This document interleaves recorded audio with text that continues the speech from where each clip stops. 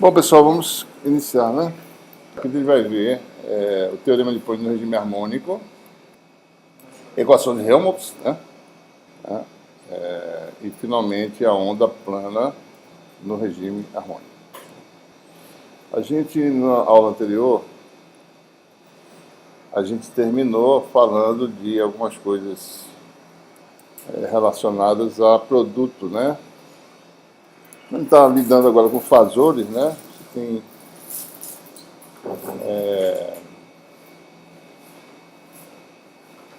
o fasor F, né? Letra arredondada, né? É sempre a parte real, aliás, uma grandeza real F é sempre a parte real de um fasor complexo que só depende das coordenadas, exponencial de J ômega t, ômega é a frequência angular, né? E a gente falou sobre os cuidados que a gente tem que ter agora com esses fasores, né? Por exemplo, ele falou do produto escalar, ou módulo de um vetor, né? Certo? Aqui.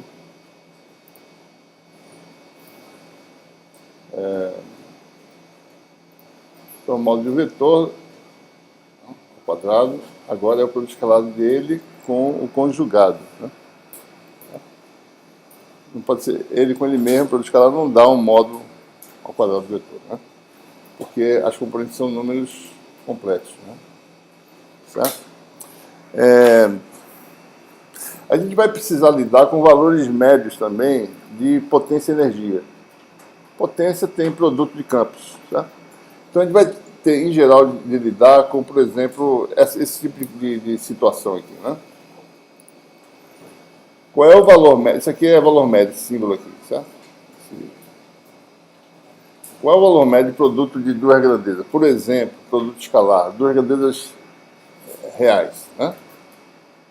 Sabendo que as grandezas variam no tempo com a frequência ômega. Tá? Qual é o valor médio? Bom, é a média num ciclo, né, do produto das duas grandezas. No caso, eu estou fazendo um exemplo específico de produto escalar, certo? Depois a gente generaliza para qualquer que seja o produto. Então tem uma regrinha. Mas o que é a média no ciclo? É integrar entre o tempo t e o tempo mais um período, né? Certo? Ômega é 2π vezes a frequência temporal, né? E a frequência é o inverso do período, certo? Vou fazer isso aqui. Ômega é 2πf e a frequência é o inverso do período. Então, ômega é 2π sobre t, né? Se vocês olharem a expressão aqui, ômega sobre 2π, né? É 1 sobre t, né? Tá? Então, aqui é o quê? Média do produto das grandezas num período. Isso aqui é 1 sobre período, integração num período, né? Tempo inicial até o tempo inicial mais um período. Certo? Quanto é que dá isso aqui? O que a gente faz? A gente pega e joga as expressões para as grandezas, né? F está aqui em cima, né? Eu já escrevi, certo? G é a parte real, e G é de X. Alternativamente, essas coisas são escritas assim, né? F é 1/2 de f exponencial mais complexo conjugado, né? Vou fazer assim, certo? Mesma coisa para g, né? Tem algo parecido aqui. Mais conjugado. E a gente vai fazer agora o produto dessas coisas. Jogar dentro da integral, fazer o produto dessas coisas, né? Então você vai ter f vezes g exponencial de 2j ômega, né? Vai ter esses produtos cruzados, fg conjugado, aqui tem o menos, né? A exponencial cancela, f conjugado g exponencial cancela, e tem mais um outro termo que é f conjugado g conjugado exponencial de menos de 2j ômega, né? Então você fica com isso aqui, ó. Um termo que não depende do tempo, né? Este com este aqui, fg conjugado, cancela a parte temporal, vai embora, certo? Você fica aqui com um termo que não depende do tempo mais do conjugado, e um termo que depende do tempo, que é aquele que eu falei, fg, né? Que é você fazer esse produto desses dois aqui. Mais o conjugado. Tá? Certo? Quando você integra num período, o que acontece? Isso aqui são funções periódicas, né? O cosseno de ômega t, a integral no período dá zero. Tá? Cosseno de 2 de ômega t no período dá zero. Tá? Seno de ômega t num período dá zero. Seno de 2 de ômega t dá zero. Ou seja, isso aqui, a média dá zero. Né? A média da senoide, tá certo? Ou em ômega ou em 2 ômega dá zero. Né? Então você fica com esse termo que é constante. É constante. Esse Adobe não faz isso antes. Né? Ou seja, em resumo, o que acontece? Que o valor médio da grandeza, produto de duas grandezas físicas, é sempre a parte real, que é o que dá aqui. Tá? Se você integrar aqui, vai dar quanto? Né? A integral disso aqui vai dar t. Tá? T vezes isso. Tá? T vezes isso. Cancela com t. Daí fica isso mais isso conjugado, dá 2 vezes para arredondar, vai dar 1 meio. Tá? Esse 1/4 vezes 1 meio vezes 1 meio. Né? Então, nós ficamos com esse resultado aqui. Ou seja, se você quer calcular o valor médio do produto escalar de duas grandezas, você faz o quê? Calcula essa grandeza complexa aqui primeiro, tá? E pega a parte real. Então, você tem o valor médio. Tá? Então, a grandeza relevante é 1 meio de FG conjugado. Tá? Por que está fazendo isso que eu não sei? Saber. Por que está fazendo isso? Eu não faço isso antes. Qualquer coisa que eu faça... Né? Então, a grandeza relevante é isso aqui. Ou seja, produto escalar, a média de F com ele mesmo dá 1 meio de F. Nesse caso aqui, tá certo? Isso aqui vai ser puramente real, vai dar exatamente isso. Né?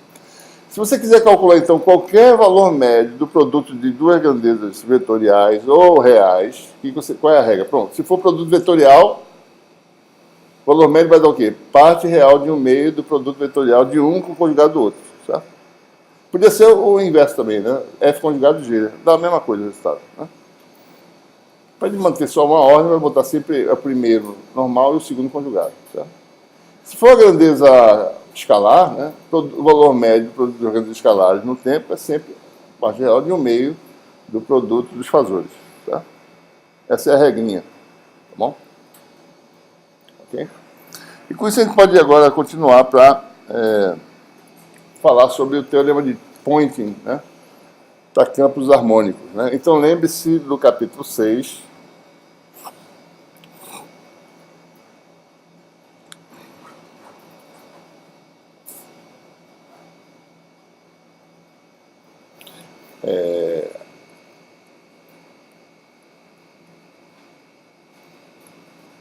Que mexido com as equações de Maxwell no regime invariante do tempo, chegou-se à conclusão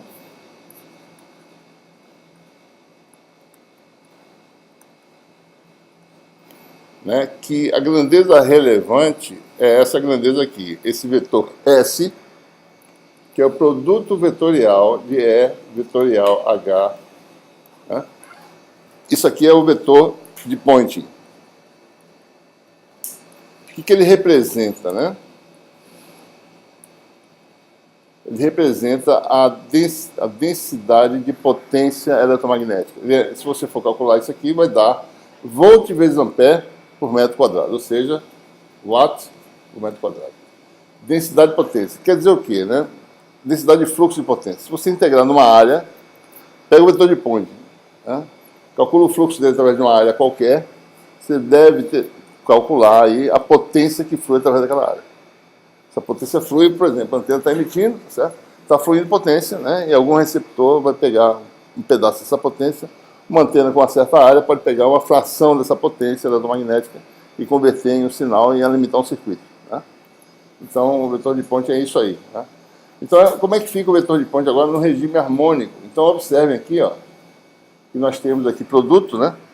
E a gente vai querer saber o valor médio, né? Porque as coisas variam com a frequência ômega. Né? A gente quer saber o valor médio dessa quantidade, que é o quê? De acordo com a nossa regra, parte real de 1 meio de E vetorial, o segundo conjugado. Pega os fasores, né? Ok?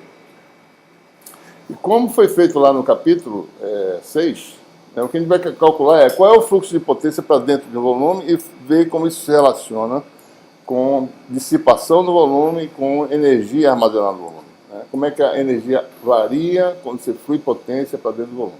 Então, o que a gente quer calcular? A gente quer calcular o divergente do vetor complexo S. Observe que é S reto, né? Ou S é o fasor, certo? Então, no fundo, é o que a gente quer calcular, é divergente. Né? A gente vai definir agora, antes disso,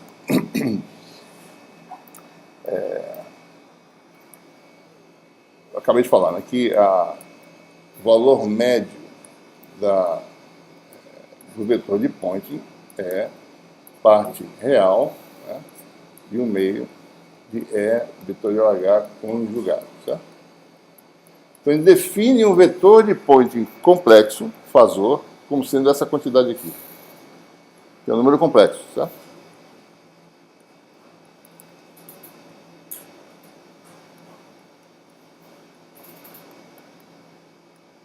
O vetor de Poynting é dado, o vetor de Poynting complexo é isso aqui. A parte real dele quer dizer o quê? É o valor médio do vetor de Poynting real, certo? Físico, né? Então, vamos calcular, então, o balanço de potência. Divergente de S. Né? Por que divergente? Porque daí eu vou integrar no volume e vou calcular o fluxo para uma superfície fechada, né? Então, o divergente de S dá 1 meio, né? Do divergente de E vetorial H conjugado. E aí tem uma relação vetorial, né? Que eu não vou escrever, eu só vou mostrar. Né? A gente não quer escrevendo muita coisa aqui. Mas tem essa... ou seja, existe uma identidade vetorial para você calcular o divergente do produto vetorial das grandezas, né, que dá essa distribuição aqui. Tá? E aí aparece coisas que tem na equação de Maxwell. Né? Rotacional de E, rotacional de H conjugado, né?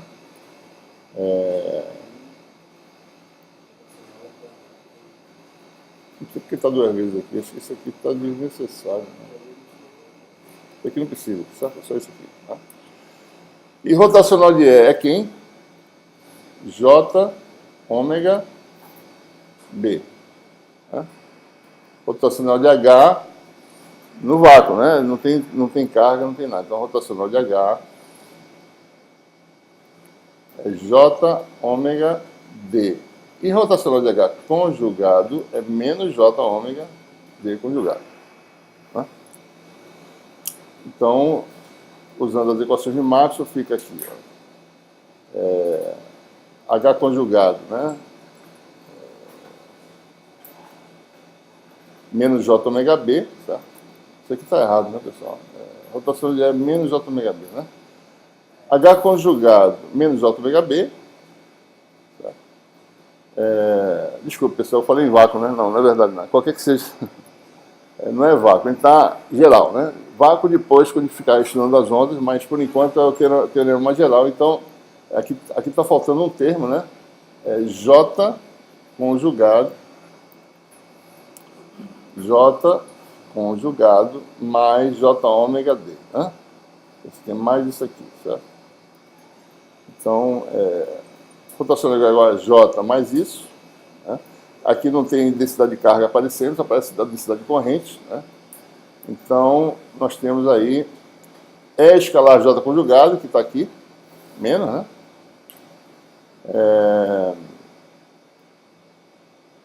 Menos J ômega BH conjugado, que é esse termo aqui.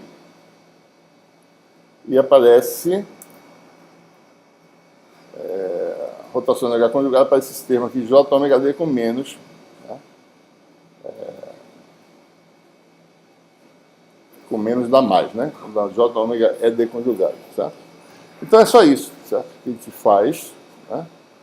E o menos, botando o sinal menos para cá, ele vai querer calcular o fluxo para dentro do volume, certo? Então você fica aí com essa essas coisas aqui. A gente já botou um 2 aqui na frente porque tem valor médio e tem um fator aqui embaixo, certo? Mas, enfim, bom, sabendo isso aqui, o que a gente faz? Agora integra num volume fechado, né? Volume fechado limitado por uma superfície sigma, né? Aqui é o vetor área diferencial. É quando eu aperto o botãozinho aqui. Por isso eu estou fazendo isso. Né? Então, aqui tem o volume V. Se eu integrar isso aqui no volume, isso aqui tudinho, certo? O que a gente vai ter? Então, vamos ver.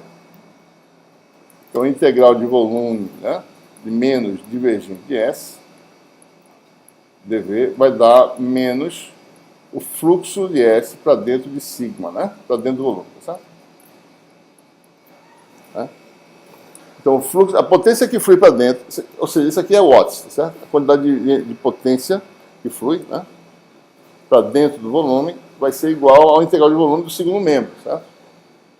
Então, ele vai integrar isso aqui no volume, vai dar integral de volume de EJdV e integral de volume, tá certo? Dessas quantidades aqui, né?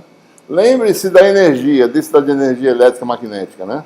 Se vocês lembrarem lá no caso de capítulo 6, você tem a densidade de energia elétrica a expressão original é 1 meio de D escalar E. Né? A magnética é 1 meio de B. Isso aqui é no tempo, tá, pessoal? Então, eu posso associar, né, o valor médio de WE, certo? É o que, pessoal? Parte real, né, de 1 meio de DE conjugado.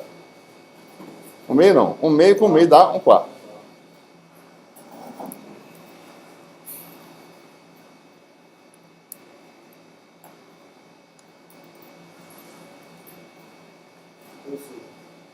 Ou vice-versa, né? Diga. Quando eu estou analisando em um meio qualquer, eu não posso usar ainda as equações constitutivas. Não, tá geral. Em qualquer meio isso aqui, não tem. Tá? Como aqui aparece. Deixa eu ver aqui rapidinho. É D conjugado, né? Então eu vou fazer equivalente, né? Ou D é conjugado ou é D conjugado, tanto faz, tá? Né? Então assim, a parte real de 1 quarto de E escalar D conjugado, certo? Mesma coisa, né? Valor médio, isso aqui é arredondado, porque eu não fiz direito, tá? Vou fazer assim. Da energia magnética é parte real de 1 quarto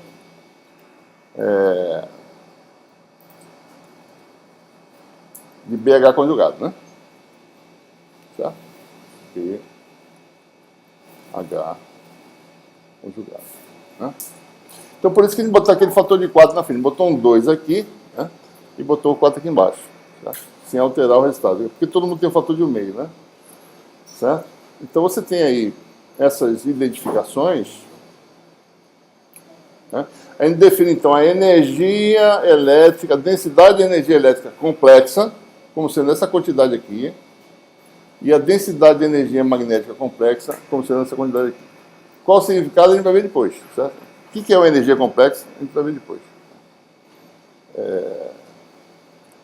Então, é isso que a gente tem, né? A energia média elétrica, densidade, é parte real dessa grandeza complexa, e a magnética também é a mesma coisa. Tá? E daí você tem aí o teorema de Poynting no regime no regime harmônico, né? O que essa equação está dizendo? Observe, né? Isso aqui são números complexos, né? A parte real de S é que quer dizer potência ativa, tá certo? Certo? A potência que faz movimento de carga que efetivamente tem intercâmbio de energia, né? A energia eletromagnética move as cargas, move as correntes no meio, tá certo? Essas cargas se chocam com o material e aquecem o material. Então, efetivamente, essa é a energia irreversível que tem. Então, veja, o Taylor pode dizer o seguinte, complexo, né? O fluxo do vetor complexo S para dentro de um volume limitado por sigma é balanceado por esse termo aqui, e nós conhecemos já esse termo aqui, né? Lá do capítulo 4, certo? Ele falou lá no dissipação em condutores, né? Então tem isso aqui a energia que existe, certo? Interação com os portadores, né? E um termo aqui, né, que depende da diferença entre as energias, né, calculadas no volume. Aqui o WE maiúsculo, a energia elétrica complexa é a integral de volume da densidade de energia elétrica complexa. Né? Mesma coisa para WM. Né? Então, esse segundo termo representa a diferença dessas energias complexas. Por exemplo, se a diferença for zero, esse termo aqui não existe. Certo? Se existir um balanço, energia elétrica complexa igual a energia magnética complexa, então aquele segundo termo desaparece, certo?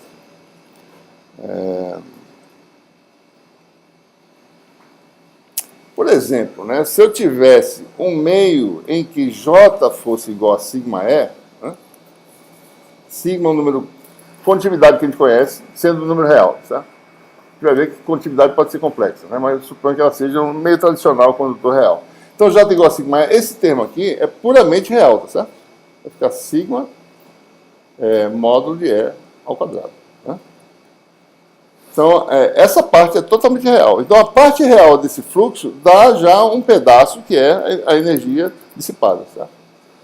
Então, esse termo aqui, se essas energias forem reais, é a parte imaginária lá do fluxo de potência, tá? Que tem um significado. Isso chama-se energia reativa. Né? Se o sistema for mais elétrico do que magnético, ou seja, mais energia elétrica, essa energia reativa é capacitiva. Né? A gente chama de capacitiva. Se for dominado por energia magnética, ou seja, se esse termo for maior, então essa energia é indutiva. Né? Então depende aqui. Então o sinal desse termo aqui vai depender se o sistema é mais magnético ou mais elétrico. Né? Mais elétrico, então esse aqui é negativo, a parte imaginária aqui. Certo? Só para ter uma ideia mais ou menos. Né? Ok? Então, isso aí vai ser importante porque a gente vai mexer de vez em quando com esses conceitos. A gente vai voltar nisso, tá certo? Vai entender melhor essa questão, o que é energia reativa, como é que a energia oscila entre elétrica e magnética. A gente vai fazer isso lá no capítulo 12, tá certo? A gente vai ver no tempo mesmo como é que acontece, como você consegue, você tem um circuito ressonante e você começa a alterar a frequência até chegar na frequência de ressonância, a gente vê que as energias se igualam, certo? Quando você sai da ressonância, você fica oscilando elétrica e magnética. O sistema fica ineficiente. Fica devolvendo energia para a fonte. Para lá e para cá. Certo? Quando você chega na ressonância, isso acaba. Esse processo acaba. Ou seja, não tem essa ida e volta de energia. Certo? Então, isso a gente vai ver mais profundamente depois. Tá? Muito bem. Bom, então, temos aí o nosso teorema de Point, está guardado aí. Certo? Identificadas as energias, né? Vamos agora falar sobre a onda plana no regime harmônico, né? Primeiro, vamos derivar essa que a gente chama de equação de Helmholtz.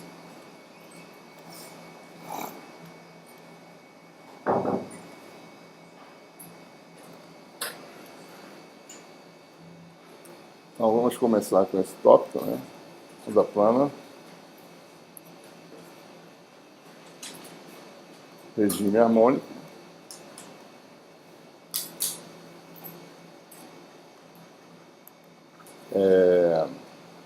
Primeiro, vamos derivar uma equação diferencial para resolver os campos agora. A gente vai realmente obter soluções para os campos.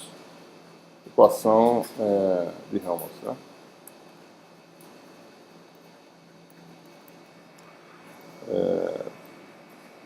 Então nós temos aí as equações de Maxwell, a gente já fez isso antes, no caso temporal, a gente fazer a mesma coisa que a gente fez para chegar na equação da onda temporal, só que agora é uma equação que não depende do tempo. Né? Essa equação da onda que não depende do tempo, que a gente vai deduzir, chama-se equação de Helmholtz. Né? Então, você tem as 4 equações de Maxwell. Né? E, mais uma vez, ele vai fazer a mesma coisa. Aplica o rotacional sobre essa equação, daí tem o rotacional de H. Novamente, ele está onde? No vácuo. Tá? Tiramos as fontes novamente, voltamos... Ou seja, lembre-se, o turning point é geral em qualquer situação, dentro do meio material, meio condutor, não tem importância nenhuma. Agora voltamos à estaca zero, voltamos ao caso original que a gente começou o curso. Como é que é o comportamento de uma onda longe das fontes? Né? Então, nesse caso, novamente, você tem aí divergente de E igual a zero, isso aqui já existia, e aqui não tem a corrente, né? J igual a zero. Então, você tem as equações que a gente faz. Novamente, aplica o rotacional sobre isso aqui, vai ter rotacional de H, que está aqui, né? Então, você vai ter uma equação diferencial só num campo, né? Se eu fizesse também aqui rotacional de H, aparecer o rotacional de E, que eu tenho relação com H de novo. Né? Então, quando a gente faz isso, tá? A gente obtém, né, essa equação aqui. Rapidinho aqui, né? Rotacional do rotacional de E é gradiente do divergente menos laplaciano. E divergente de E igual a zero fica menos laplaciano. Né? Então, aparece... aqui vai dar menos laplaciano de E. E rotacional de H, por sua vez, aqui, hein? J ômega epsilon 0 E. J com menos J dá 1. Ômega 2 mi0 epsilon 0. Aparece aqui, 1 ômega ao quadrado mi0 epsilon 0.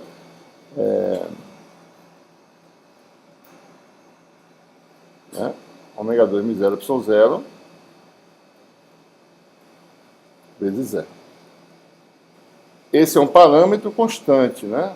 Fixado a frequência, tem a permeabilidade do vácuo, permissividade do vácuo.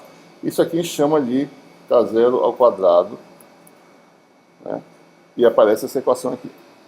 Então tem o Laplaciano de um lado, menos K0 do outro lado, passa para o mesmo lado. Você tem a equação diferencial agora, que é o quê? D2 dx2, né?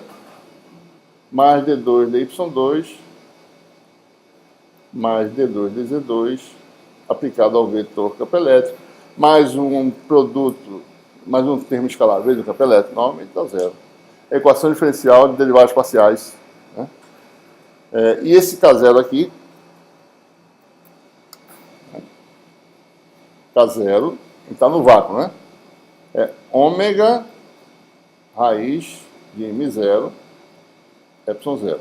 Isso é a velocidade da luz no vácuo, certo?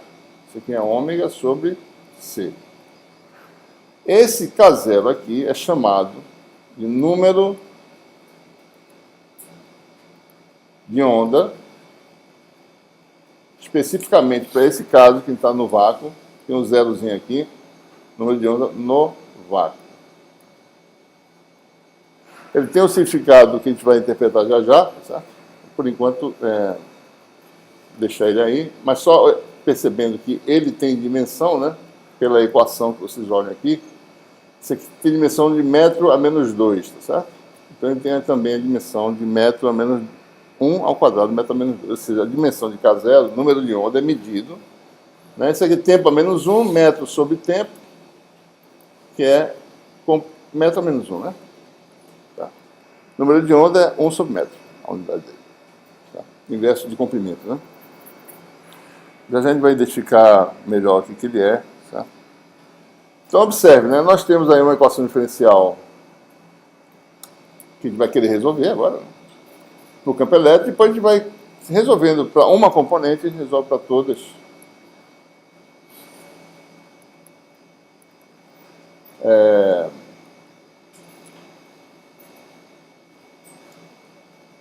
Se você decompõe em cartesiana, né?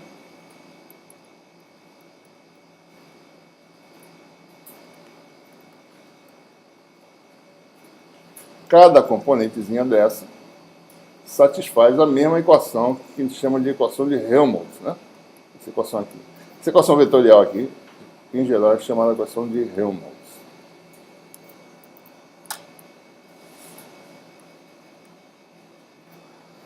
Então, observe, né? Se eu decomponho em cartesiana, vai ser uma equação de Helmholtz para cada componente. Certo? Então, novamente, se eu chamar psi, qualquer uma dessas componentes, é x, ou é y, ou é z, Então, no fundo, basta eu resolver uma equação diferencial escalar simples para essa função psi, né?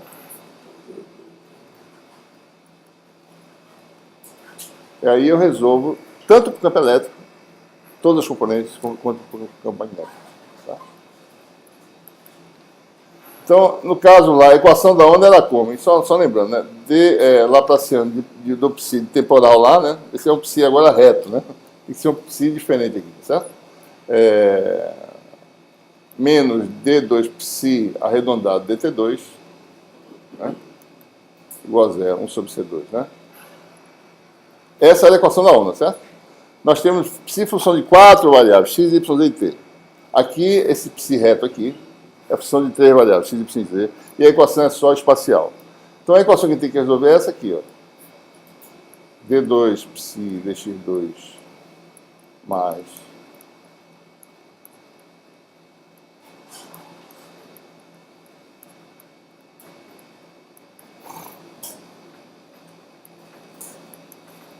certo. Vocês têm alguma sugestão para resolver essa equação, não? Baseado em eletromag 1? Foi o que a gente fez lá no capítulo 2, quando a gente estudou potencial. A gente viu, vamos procurar soluções separáveis, né? Tá? Okay? Então é isso que a gente vai fazer. Tá? Quando a gente fez isso lá, a gente descobriu autofunções de um problema. Ou seja, um problema mais geral podia ser resolvido como combinação dessas autofunções. Tá? Por exemplo, uma função do tempo periódica pode ser decomposta em série de Fourier. Tá? Quem são as autofunções do problema? São aquelas funções cosseno de ômega t, seno de ômega t. São aquelas funções perfeitas que, na realidade, são idealizações matemáticas, né? Um cosseno de ômega t não existe, né? De menos infinito a mais infinito. Né? São idealizações que a gente usa para sintetizar uma função de verdade. Tá? Então, aqui também, ele vai procurar certas classes de funções, tá? Que são essas funções idealizadas. Essas funções são funções que a gente vai pesquisar. Bom, se fosse separável, mesma técnica lá no capítulo 2. Tá? No capítulo 3, aliás. Quais seriam as soluções obtidas? Né? Então a gente joga aqui nas equações e, mais uma vez, né, vai ser derivada segunda de f só, o primeiro termo. Esses termos saem. Derivada segunda de g só, os dois termos saem. Né? E assim por diante.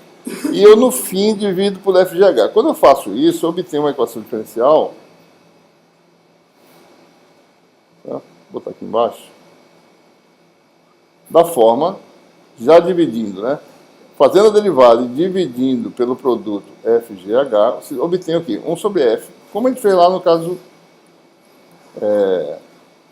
do capítulo 3. Né? Mais um termo, 1 sobre G,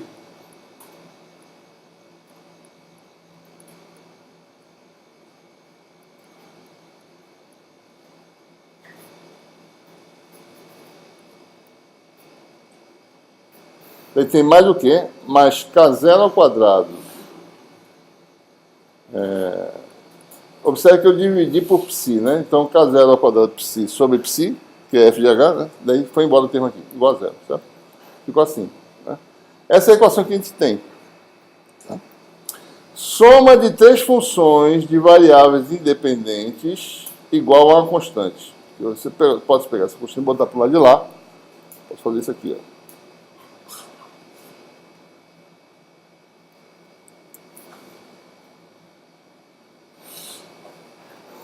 Certo? Isso é função só de x, isso é função só de y, isso é função só de z.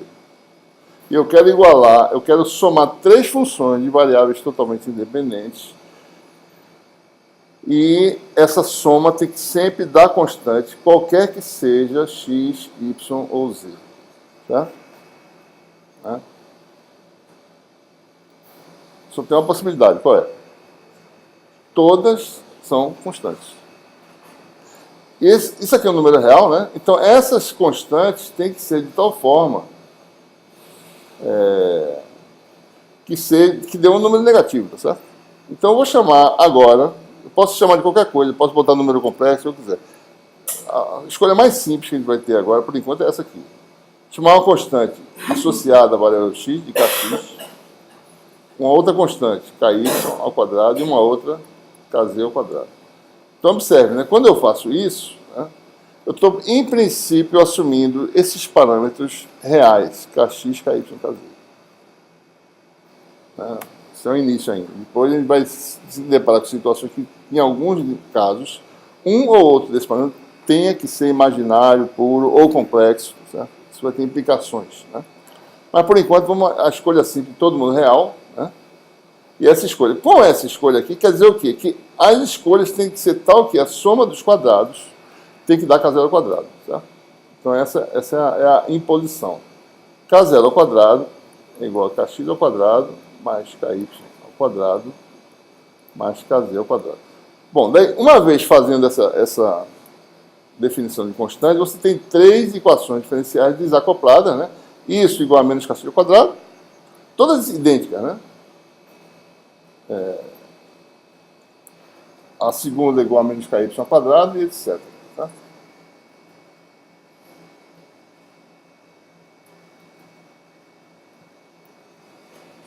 Então você tem uma equação diferencial, d2f dx2 mais kx2 f igual a zero, né? E outras idênticas, né? Basta botar gy, né? ky. H e z aqui, kz, h. Né? Qual é a solução dessas equações? A gente já conhece. Tá? Aqui, quando isso aqui é real, né? Funções periódicas, certo? Nesse caso aqui, né? Então, f é do tipo seno de kx vezes x ou cosseno, né? Combinações lineares dessas soluções aqui. Tá? Para G, mesma coisa. G também pode ser escrito como combinação linear das soluções desse tipo de equação aqui.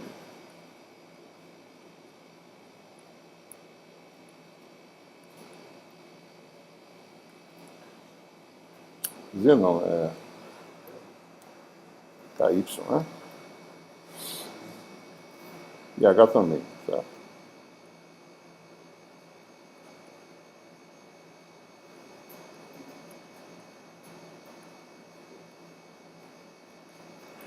Né?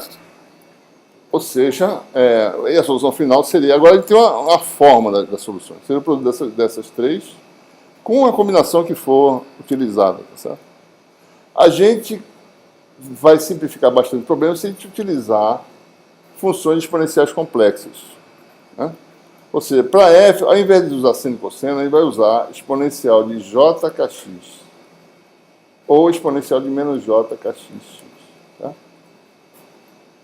Né? Ou mais ou menos. Para g também, idêntico. Eu posso combinar isso aqui para dar seno e cosseno. Né? Dá na mesma. Tá? Eu vou escolher um tipo específico de solução. Tá? A gente vai ver que todas as outras podem ser geradas a partir dessa.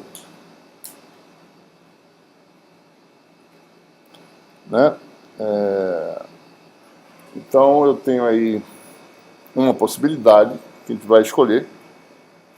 Tá? Ou seja, só de forma bem geral, né? A função psi, então, quando eu escolho isso aí, vai ter uma amplitude na frente, certo? Mas vai ser algo do tipo exponencial de mais ou menos, né? J, daí tem o quê? Mais ou menos não, desculpa. J. Você pode escolher mais ou menos kxx, né? Mais ou menos ky,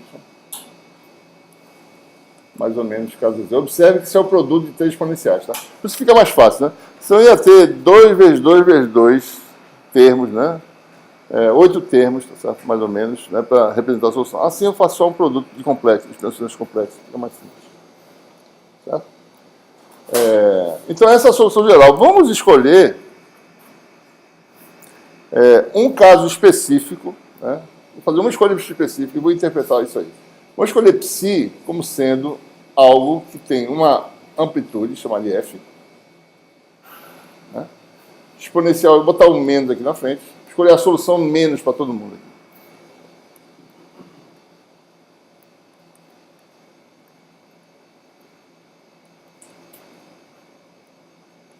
Tá? Vamos escolher isso aí, certo? A gente vai ver que qualquer outra solução é obtida dessa aí, né? Basta mudar os sinais das gambezas, né? Bom, então observe primeiro que a gente vai começar a identificar o que tem aqui, né? Se eu pego o vetor posição, como sempre, né? X a X.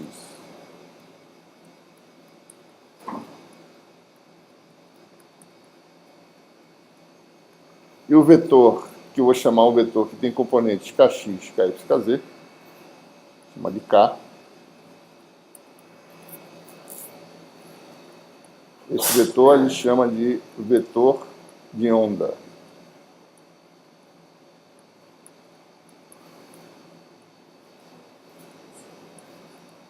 Né? Então, esse vetor de onda, qual é a magnitude dele? Produto escalar dele com ele mesmo, essas quantidades são reais, kx, ky, kz, né? Pode ser o produto escalar dele com ele mesmo. Vai dar o quê? Kx ao quadrado mais ky ao quadrado mais kz ao quadrado. Módulo de K vale número de onda K0. Né? Tá? Ou seja, ômega sobre C. Tá? No vácuo. Tá? Então, nós temos aí a solução para uma componente. Então, quer dizer que cada componente do campo elétrico tem essa forma, né? Então, o campo elétrico teria que solução? Bom, só antes de continuar, isso aqui é menos J, isso aqui é o produto escalar de K com X, né? Tá? Então, o campo elétrico vai ter o quê? Uma componente é X exponencial de menos J, para essa escolha, né? K escalar X, AX, tá? Mais EY, exponencial de menos J, K escalar X, AY, mais EZ, exponencial de menos J, KX, tá? Ou pode escrever o E como sendo, isso aqui em evidência, né? Um vetor constante exponencial de menos J, K escalar X. Ou seja, aí está a solução, tá? A solução específica, né? Para um tipo de representação do campo, né? Isso aqui, a gente vai interpretar, né? Mas isso aqui é a onda plana no regime harmônico, né? O campo elétrico tem uma forma de onda plana fasorial. O que define para onde essa onda se propaga é a direção desse vetor de onda, o sentido dele, o K. Tá? E como eu escolhi aqui K, né, igual a Kx a X,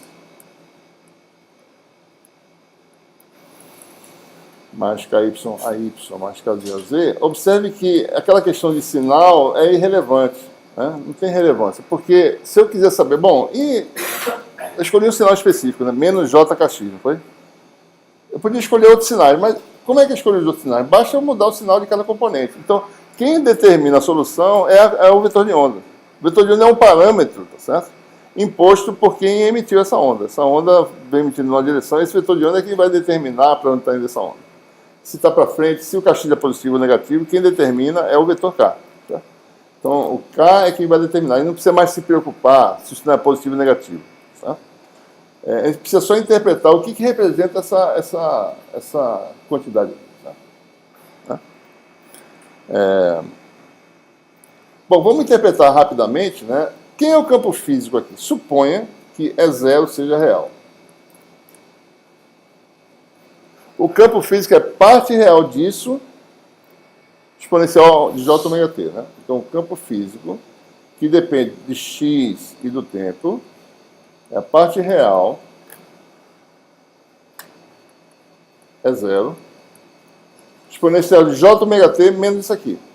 J ômega T menos K escalar X. Tá? Suponha que E0 seja real. Então, o campo elétrico vai ser dado por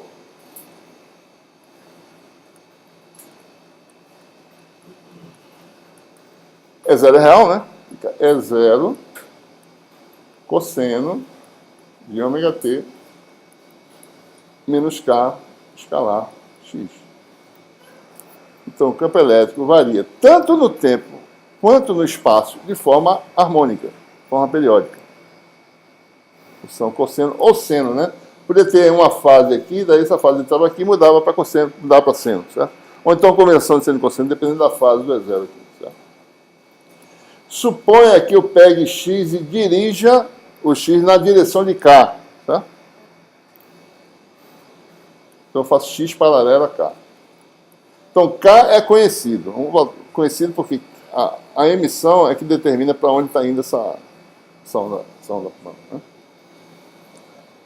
Bom, então nesse caso, K escalar x se transforma em K0 vezes x. Tá? X é medido ao longo aí da direção do vetor de onda, né? Ficou só isso. Tá? Então o que nós temos?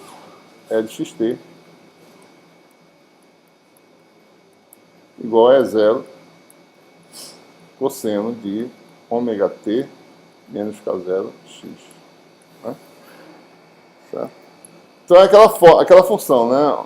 T menos C sobre V. Ou seja, se você botar o ômega em evidência aqui, vai ficar E0 cosseno de ômega T menos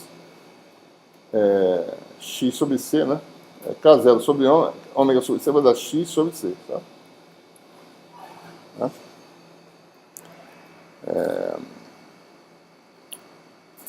Então observe, né?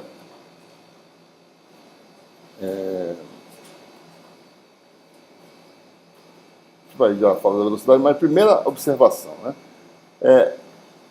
Fixe, por exemplo, num ponto do espaço, né? Qualquer. X igual a 0, por exemplo, né? A variação no tempo nesse ponto é determinada pela frequência angular ômega, né? Que é 2πf, certo? Então, a frequência temporal, né? Fixe agora o tempo e olhe uma fotografia dessa onda no espaço. Então, ela tem uma senoide no espaço. Né? Então, o que você tem? Você tem a periodicidade espacial determinada por K0, certo? Então, um ciclo ocorre no espaço quando ΔX for igual ao que a gente chama do comprimento de onda, certo? Então, um ciclo ocorre quando o K0 vezes esse comprimento der quanto? Um múltiplo de 2π. Então, então você tem uma repetição, certo? Então, a periodicidade espacial, que é o comprimento de onda, é 2π sobre K0. Então, K0 é o número de onda, ou seja, o número de radianos por metro, né? Que nem o caso aqui da frequência angular, né? Quantos radianos por segundo, né? A oscilação, aqui é no espaço. Quantos radianos por metro ocorre a oscilação? Então, observe que existe uma semelhança, né? Nas duas quantidades aqui. A periodicidade espacial é chamada de o comprimento de onda. 2π sobre K0, né? K0 é o número de onda, certo? A periodicidade temporal, né? T, é 2π sobre ômega, frequência angular temporal. Então, observe que T está para lambda no espaço, né? A periodicidade temporal está para a periodicidade no espaço, e o número de onda tem um papel semelhante à frequência temporal. É como se isso aqui fosse uma frequência angular espacial. Isso aqui é frequência angular temporal. Tá? Isso aqui é 2πf, né? Aqui, isso aqui seria 2π vezes uma frequência espacial de 0. Ciclos por metro. Tá? Eu posso também chamar aqui. Tá? Então, quando eu faço isso, você tem período é inverso de frequência temporal. Período temporal, período espacial é inverso de frequência espacial. Tá? A gente chama essa relação. Tá? Então, existe essa semelhança. Né? Uma coisa está amarrada à outra. Tá? Então, observe que se você pega só a gente terminando aqui essa parte, né? Ômega sobre C é igual a K0, né?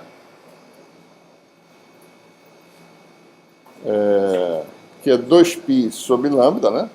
No espaço livre, vou botar um zerinho aqui para dizer que é espaço livre, tá certo? Isso aqui é 2πf sobre C. E tem aquela relação super conhecida, né? De física 4 lá, né? F igual a C sobre lambda. Né? Frequência temporal tem uma relação inversa com o comprimento de onda. Comprimento de onda grande quer dizer frequência baixa. Certo? Comprimento de onda pequeno, curto, quer dizer frequência alta. Temporal, certo? Vamos ver. Luz, né? Visível. Certo? Comprimento de onda é da ordem de micron, certo? Então a frequência é C sobre micron, né? Que vai dar para 10 a 15, 10 a 16 ciclos por segundo, certo? Linha de transmissão, frequência 60 Hz. Né? Se a gente botar aqui 60 Hz, qual é o comprimento de onda? 3 vezes 10 a oitava sobre 60 metros, que está 10 a sétima, 3 sextos dá 1 meio,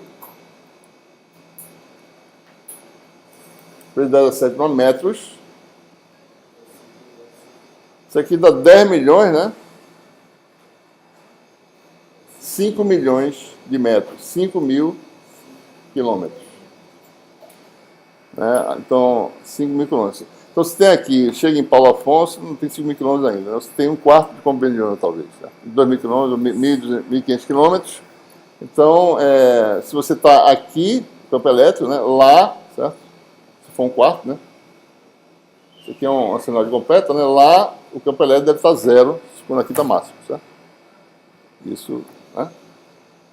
Por que essas coisas são assim? Né? Por que frequência alta quer dizer comprimento de onda baixa e vice-versa? É simples, né? Basta você olhar como é que Observe, né? Isso aqui é uma onda harmônica, certo? Se propagando no espaço, né? Aqui você está no ponto fixo. Aqui você está observando a frequência temporal, essa bolinha aí, a frequência temporal, certo? Se eu variar o comprimento de onda, né? Se eu diminuir o comprimento de onda, essa frequência aumenta, certo? Né? Porque você tem uma coisa comprimida no espaço, é como se ela estivesse passando mais rápido, as cristas estão passando mais rápido, apesar de ser a mesma velocidade, né? Você vê que a frequência ficou alta, certo? Frequência alta. Quanto mais, bem alta a frequência, certo? Porque no espaço se comprimiu o comprimento de onda, né? Então a frequência aumentou. Porque mais rapidamente essas cristas passam. Todas essas zonas têm a mesma velocidade, tá certo? Essa é C a velocidade e dessa aqui também. Parece mais rápido, mas não é, certo? Porque tem mais cristas, né? A velocidade é a mesma. Certo? E a frequência baixa aqui, porque o comprimento de onda é grande. Né? Certo?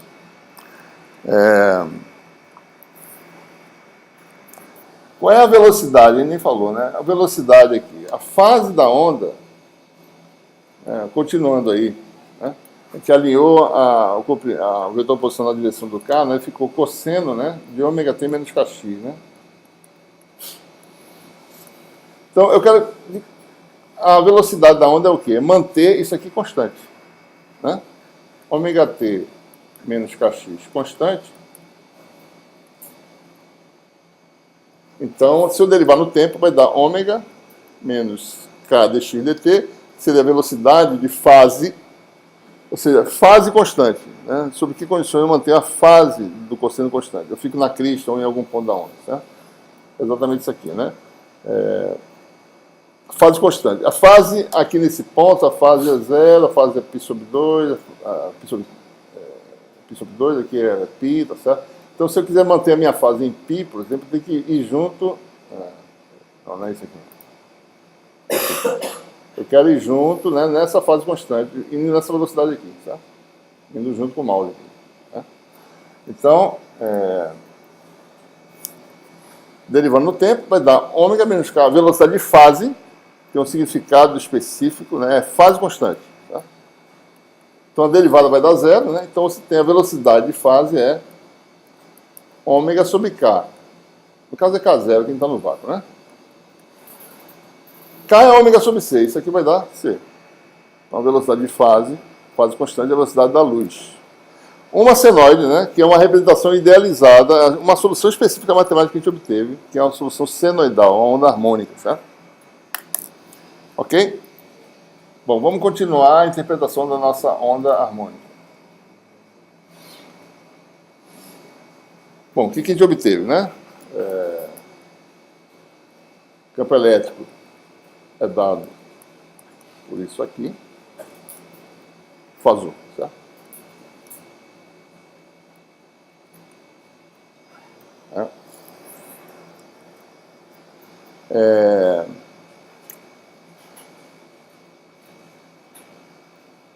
Bom, e o campo magnético? Eu posso resolver equações de Helmholtz ou posso usar equações de Maxwell. Calculo rotacional de E e tenho aí o campo B, né? Ou o campo H. Rotacional de E é igual a menos J ômega μ0 H. Calcular a rotacional disso, tem a solução para H. Tá?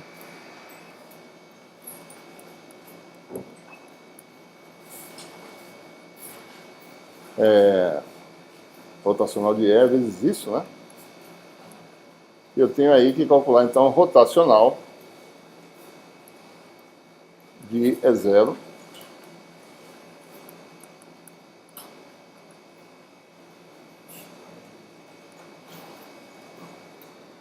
né? Aqui é um vetor constante, que é a amplitude da onda, tá certo? É um vetor, né? E uma função de x. Regra da cadeia que a gente derivou lá no capítulo 1, né?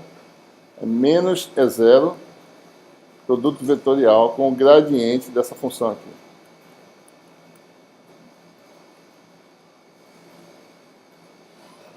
Mais um termo que tem aí o rotacional de E0, que é zero, porque E0 é constante.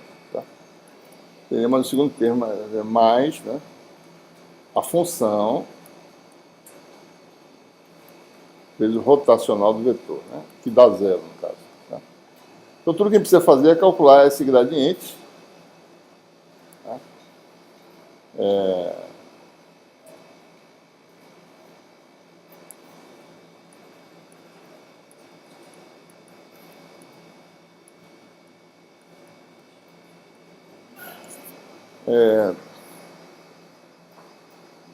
Posso expandir isso aqui, né? Por exemplo.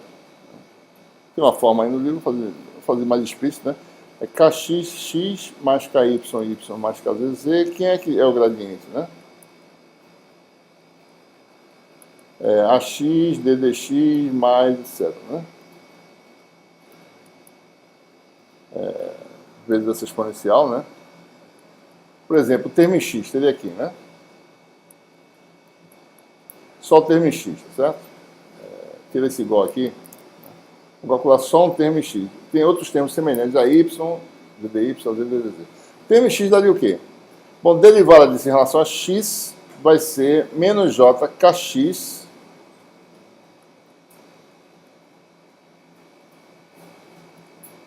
repete a função, tá? Exponencial. Então, o gradiente, a componente x dele daria isso aqui, né? Aparece aqui, na componente y seria ky a y, na componente z seria kz a z, ou seja, o gradiente vai dar menos jk exponencial. Tá? Pronto, está calculado, né?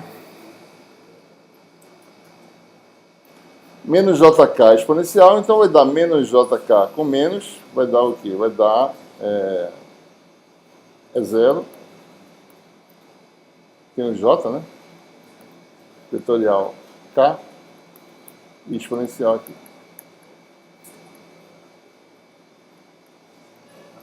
Certo?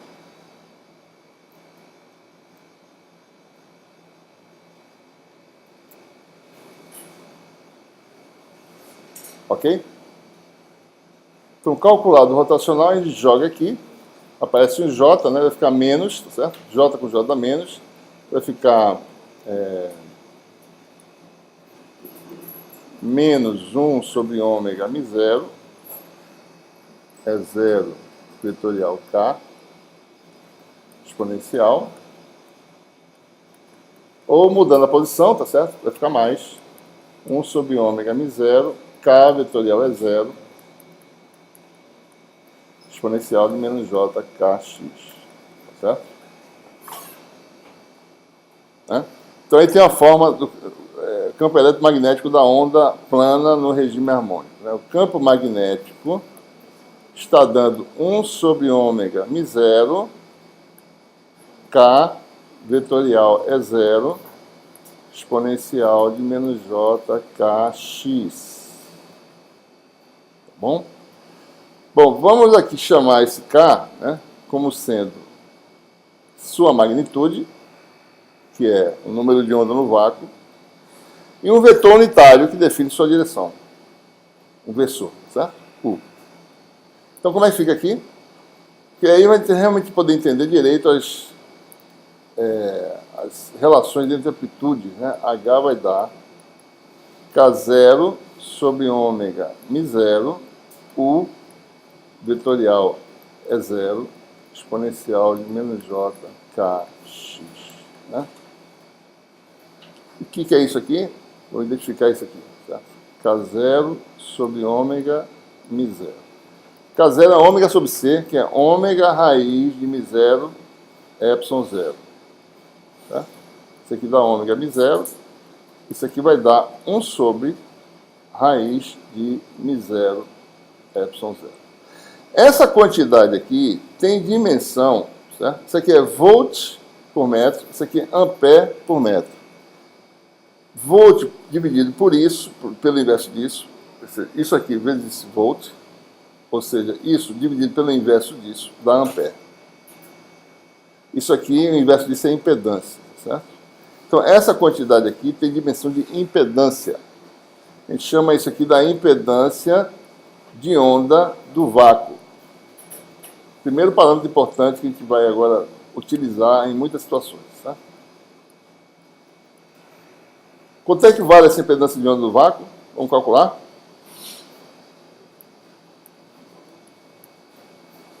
Quatro π vezes 10 a menos 7. 1 sobre 36 π vezes 10 a menos 9. Né? Vai dar π ao quadrado da π raiz, 36 raiz dá 6, 4 raiz dá 2, certo? 10 a menos 9, com 10, subindo a 10 a segunda, raiz quadrada dá 10, vezes 10.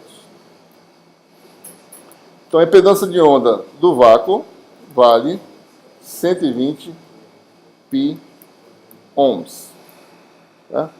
Aproximadamente 367 ohms. Isso é um número mágico que vocês devem sempre lembrar, certo?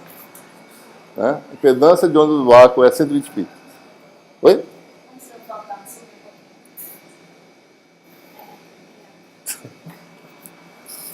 Certo. Certo, pessoal? Então, impedância de onda do vácuo é esse número mágico aqui, 120 π, 367 ohms. Então, o que nós concluímos? Então, vamos concluindo. Posso sair?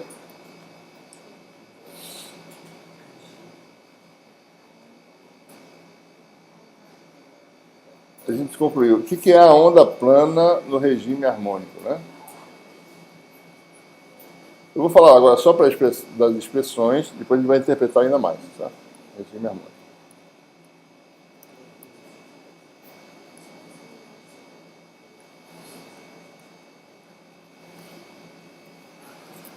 A onda plana no regime harmônico ela tem essa forma que chama forma canônica. O campo elétrico é dado por um vetor constante. Né?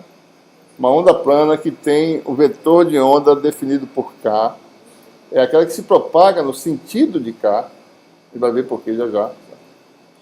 Quando tem o menos na frente, é no sentido de K. Se for mais, é no sentido de menos K. Da mesma forma que fez φ mais e ψ menos na onda temporal, aqui também. Né? Quando tem o menos na frente, é no sentido de K. Certo?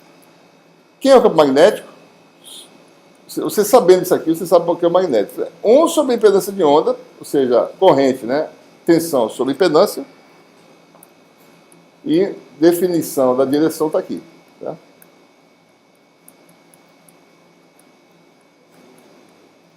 Tá? Ou seja, isso aqui na verdade é U vetorial E. Tá? O campo elétrico como um todo está aqui. Tá? Então é super simples a expressão. Então essa é a forma canônica. É tão importante vocês saberem isso aqui, como saberem qual é a força de Coulomb entre duas cargas pontiformes, qual é o potencial de uma carga pontiforme, qual é o potencial de depósito. Isso aqui é outra coisa importante para saber. Tá? A onda plana tem essa forma aqui. O campo elétrico é uma função exponencial complexa. O campo magnético é obtido, né, dessa relação vetorial. O vetorial é sobre impedância. Né? Quais são as direções dos vetores K, E e H? Né?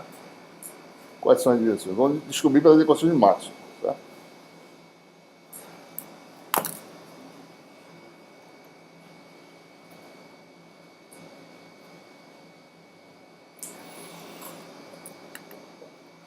Bom, divergente de E é zero, certo? Tá?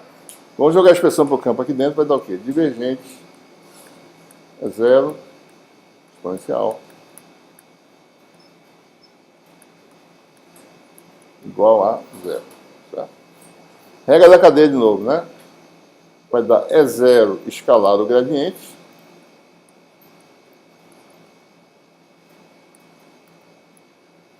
mais um termo que tem o divergente de E, que é zero. Né? Então isso aqui tem que dar zero. Então você tem aí, quem é divergente disso, eu acabei de calcular, né? É menos JK vezes exponencial. Então vai dar menos J é zero escalar K, né? Exponencial. K é o vetor real, tá certo, pessoal? Né? Então isso aqui quer dizer o quê? Esses vetores são ortogonais.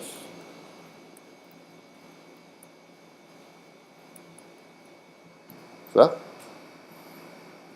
Então, E é ortogonal a K. O H é obtido, né? É paralelo aqui a U, que é o vetor K, né? Paralelo a K vetorial é zero. Tá? Então, a gente sabe a inter-relação entre direções, né? Dado um vetor K, o E está sempre ortogonal a K.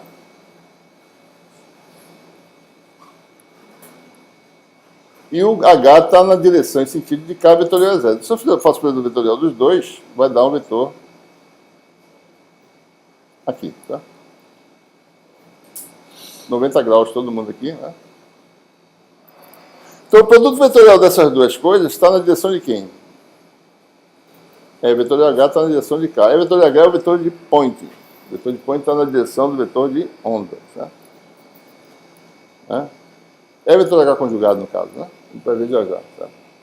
Então, o que é a onda plana no regime harmônico? É uma onda que varia senoidamente tanto no tempo quanto no espaço, cuja frente de onda é um plano. Tá?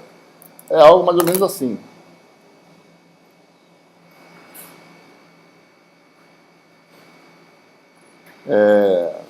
Tem uns desenhos aqui, tá certo? Para mostrar.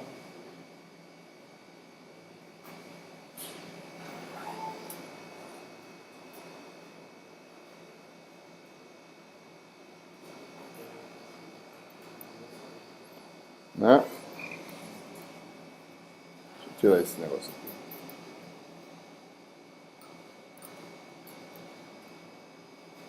É mais ou menos a disposição de campos, né? Observe, né? Se é cosseno, H também é cosseno, tá certo? Se supõe que o fasor E seja real, certo? A expressão canônica está aqui em algum lugar, né? Cadê ela? Está aqui. Tá? Tá aqui não. Só botando aqui H, tá certo? Só para a gente observar, né? H é 1 sobre impedância de onda, vetor unitário, real, vetorial é zero, exponencial, né? Se o campo elétrico varia cosseno de ômega t menos kx, o H também varia do mesmo jeito, em fase, estão em fase, não estão defasados não. Certo? É importante observar isso.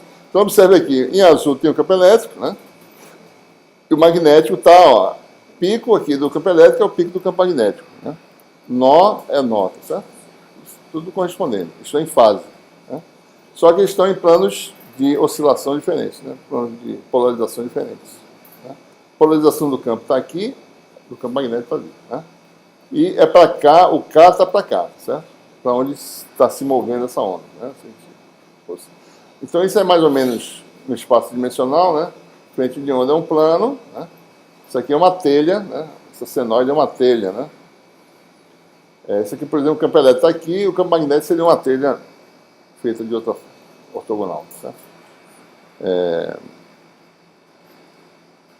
Importante observar aqui também é o seguinte: se eu cortar, né? Se eu quiser observar, bom, se eu pegar o meu vetor posição nessa direção aqui, eu tenho uma senoide também, só que com período alongado, certo? Então, para eu manter a mesma fase, né, da onda, dessa frente de onda, eu tenho que andar mais rápido para poder ter a mesma fase. Se aqui, ao longo de cá, a velocidade de fase é c, se esse ângulo é θ, né, a velocidade de fase inclinada é c sobre o cosseno de θ. Dá para calcular, né? Basta você ver, né? É como se você pegasse o K e projetasse aqui na direção desse vetor aqui, certo? Então você vai ter um comando de onda maior, certo? Ou seja, o comando de onda é maior, né? E a velocidade de fase fica maior, você mantém a fase constante, certo?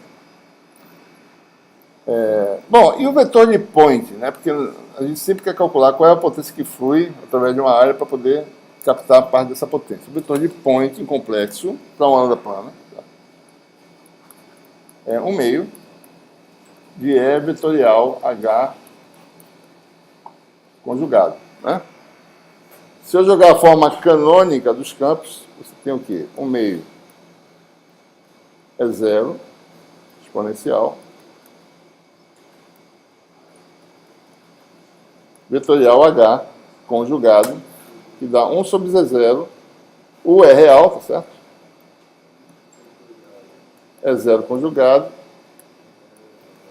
exponencial de mais JKX, né? Isso aqui cancela, certo? Então eu tenho o produto triplo aí. Então vai dar 1 sobre 2 Z0, né? Isso aqui é algo do tipo A é 0, vetorial U, vetorial é 0 conjugado. Dá este com esse na direção desse, coisa escalar dos dois, que dá módulo ao quadrado, né? É 0 com 0 conjugado, dá módulo ao quadrado, certo? E o outro vai dar este por escalar com U, que dá 0, que são ortogonais, né? Então isso aqui vai dar 0 ao quadrado, ou seja, o vetor de Poynting tem a expressão assim, módulo de E0 ao quadrado, sobre 2 é 0, U, sentido de U. O vetor de Poynting é puramente real para a onda plana no espaço, no vácuo. Ele não pode ter parte imaginária. Porque se ele tivesse parte imaginária, quer dizer que tinha energia, certo?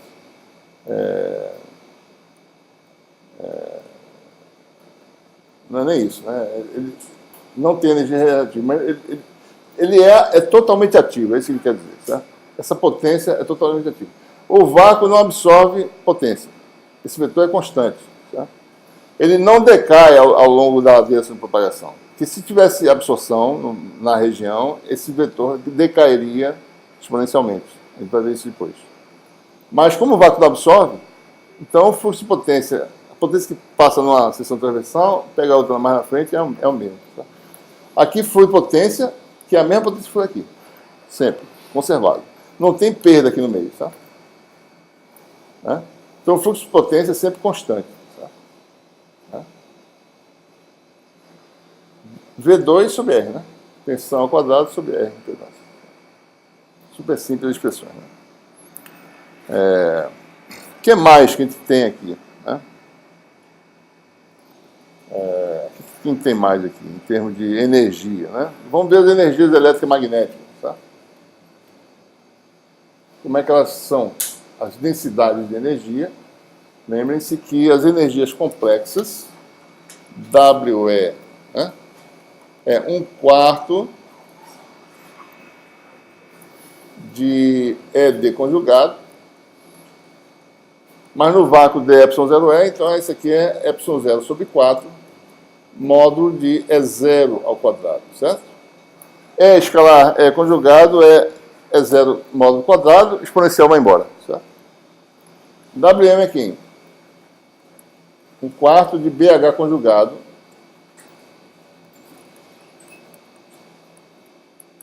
que vai dar μ0 sobre 4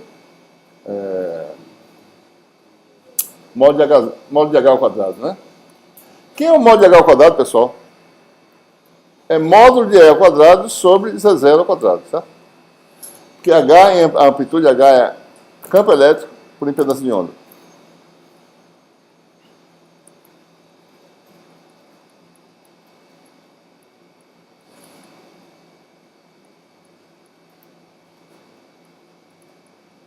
Né? Foi assim que concluiu, certo?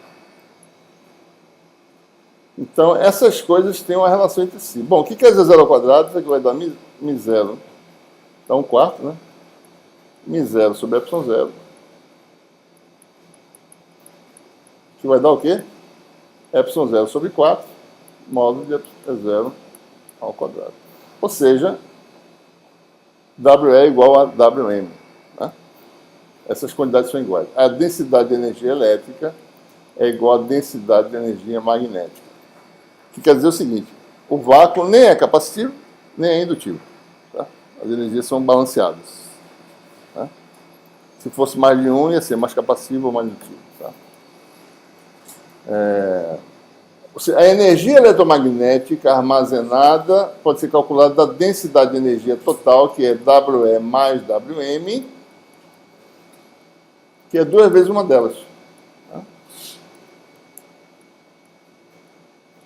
Tá? Muito bem. Uma outra coisa interessante, se você calcular o produto velocidade da luz vezes essa densidade de energia WM. Tá? Né? Que vai dar 2WE, que é 2 ε0 sobre 4, né? Vezes C, né? Dá 1/2. 1/2 de quem? C é 1 sobre raiz de μ0 ε0, vai dar ε0 módulo de 0 ao quadrado.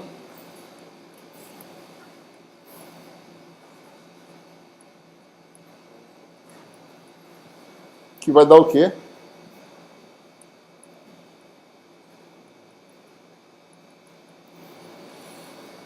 Um sobre impedância.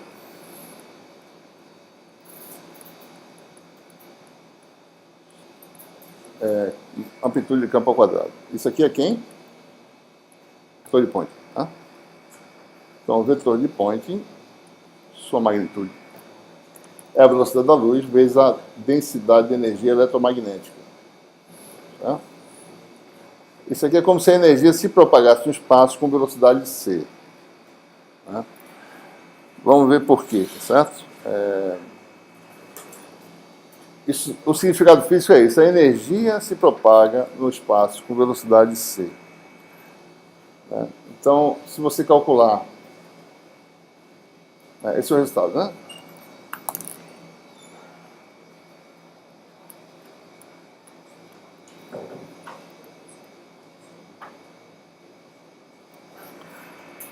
Pegue aí, tá, um volumezinho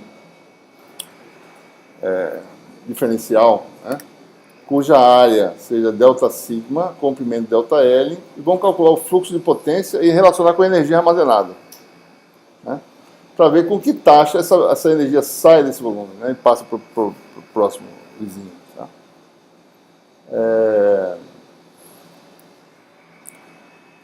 Bom, a energia que está aqui dentro, essa ΔWEm, é o volume produto dessas quantidades, vezes a energia eletromagnética, né?